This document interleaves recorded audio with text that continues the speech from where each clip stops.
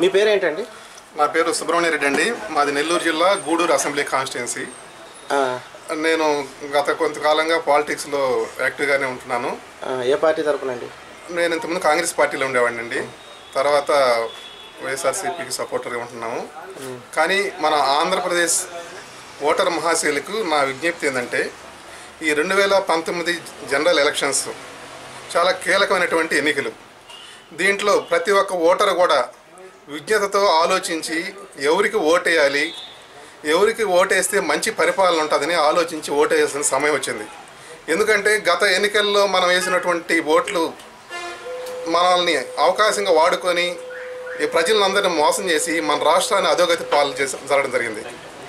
2014లో మన ఆంధ్రప్రదేశ్ రాష్ట్రం విడిపోయిన తర్వాత జరిగినటువంటి సాధారణ ఎన్నికల్లో మన ప్రస్తుత ముఖ్యమంత్రి గారు చంద్రబాబు నాయుడు గారు ఎన్నో అబద్ధాలు చెప్పి ప్రజలను మోసం చేసి లేనిపోయినటువంటి చేయలేనటువంటి హామీలన్నీ ఇచ్చి ప్రజలకి మోసం చేసి అధికారంలోకి వచ్చాడు. కానీ ఆయన చెప్పినటువంటి వాగ్దానాలు ఏది కూడా సక్రమంగా నెరవేర్చకపోగా ఇప్పటికీ కూడా ప్రజల్ని మభ్యపెడుతూ వస్తున్నాడు. ఉదాహరణకి ఆయన రైతు రుణమాఫీ అని చెప్పనేసి ఓటర్లకు వచ్చాడు. రైతు రుణమాఫీ ఎక్కడైనా సక్రమంగా జరిగిందా ఆంధ్రప్రదేశ్ ప్రభుత్వంలో? ఒక్కరిని చెప్పనండి. ఎగ్జాంపుల్ ఎవరు అవసరం లేదండి. నేను, నా కుటుంబంలో నేను, నా భార్య ఉంది. మా ఇద్దరికి రుణమాఫీ ఫస్ట్ 2 ఇన్స్టాల్మెంట్లు పడ్డాయి. అప్పటి నుంచి తర్వాత ఏ ఒక్క వాయిదా కూడా నా అకౌంట్లోకి రాలేదు. ఇది మోసం కాదా?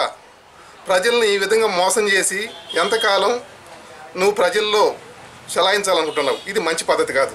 నెంబర్ 2, డ్వాక్రా మహిళలు అన్నారు. డ్వాక్రా మహిళలకి టోకరా పెట్టాడు. ఎక్కడ కూడా డ్వాక్రా మహిళలకి చేసింది ఏమీ లేదు.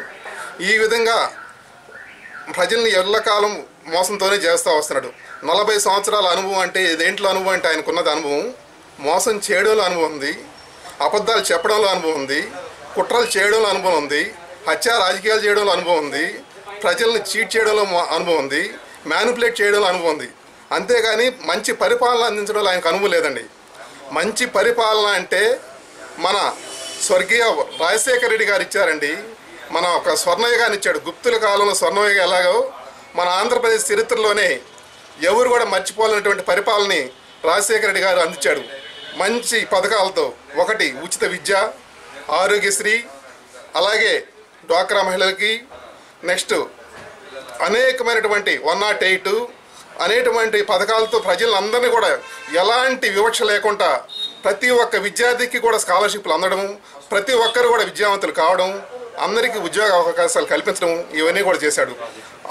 ఆయన ప్రభుత్వంలో ఏ విధమైనటువంటి ప్రాంతీయ వివక్ష కానీ, కుల వివక్ష కానీ, మత వివక్ష కానీ ఎప్పుడు జరగలేదండి. మనం ఇప్పుడు చూస్తున్న గత 5 సంవత్సరాలుగా ప్రాంతాల మధ్య చిచ్చు పెడుతున్నాడు, కులాల మధ్య చిచ్చు పెడుతున్నాడు, మతాల మధ్య చిచ్చు పెడుతున్నాడు, ప్రజల్ని రెచ్చగొడుతున్నాడు. తన స్వార్థ రాజకీయాల కోసం ప్రజలందరినీ కూడా తప్పుదోవ పట్టించి అతను బెనిఫిట్ పొందడానికి ప్రజలందరినీ కూడా మోసం చేసి మళ్ళీ అధికారం రావాలని చూస్తున్నాడు. కానీ ఇది ప్రజలందరూ కూడా గమనించారు. గత 5 సంవత్సరాల్లో బాగా చూశారు. ఇతను అబద్ధాలు ఎవరు కూడా నమ్మే పరిస్థితి లేదు. అతను నమ్మి మోసపోయామని ఇప్పుడు తెలుసుకున్నారు ప్రజలందరూ కూడా.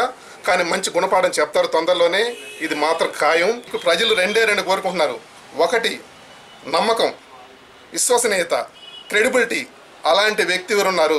అందరూ కూడా ఈ మంచి నిర్ణయంకి వచ్చేసినారు, మీకు తొందరలో తిరిగిపోతున్నారు. అలాంటి వ్యక్తి ఎవరైతే మనకు ఆంధ్రప్రదేశ్ రాష్ట్రానికి మంచి నాయకుడు కావాలని కోరుకుంటున్నారు, మళ్ళీ రాజశేఖర రెడ్డి లాంటి నాయకుడు కావాలని కోరుకున్నారు. అలాంటి విశ్వసనీయత, విలువలు కలిగినటువంటి వ్యక్తి ఎవరున్నారంటే వైఎస్ జగన్మోహన్ రెడ్డి ఒక్కడే ఉన్నాడని ప్రజలందరూ కూడా గమనించారు. ప్రజలందరూ కూడా ఆయనకి పట్టం కట్టబోతున్నారు. అతి పెద్ద మెజారిటీతో కూడా ఆయన గెలవబోతున్నాడు.